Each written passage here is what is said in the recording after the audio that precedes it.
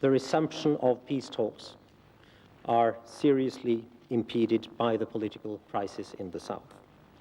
This has disturbed the peace process, and it has caused considerable concern in the international community. We, as facilitators, deem this a very serious situation, not because the peace process in itself is fragile, but because it is in the risk of being made fragile.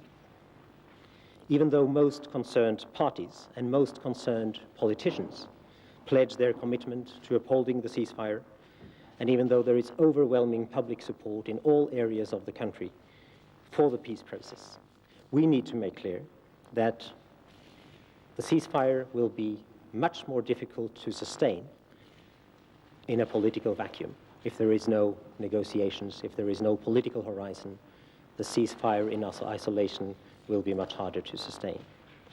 Currently, who is in charge of the peace process, the President or the Prime Minister? It is clearly not, and it has never been, and it will never be, Norway's mandate to facilitate between the political parties in the south. We have been asked by several politicians, civil society group, media, what Norway can do to facilitate a solution to the political crisis in the south. I would say there is an irony in this, because we've too often, or very often, been met with criticism that we're here at all, that we're engaging in this peace process. What on earth are we doing here? And now there are calls that we should even engage in the sullen politics. I can tell you what we can do about the political crisis in the south is nothing. As far as our mandate goes, we have one clear conclusion. Peace talks could have started tomorrow, provided there were clarity about who is holding responsibility on the part of the government for the peace process. Until last week, there was such clarity.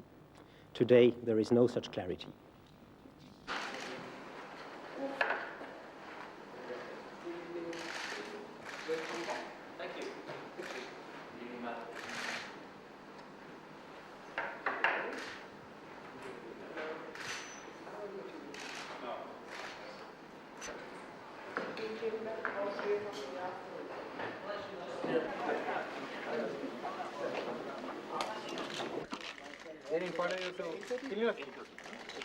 I saw a lot of cameras. A lot of cameras.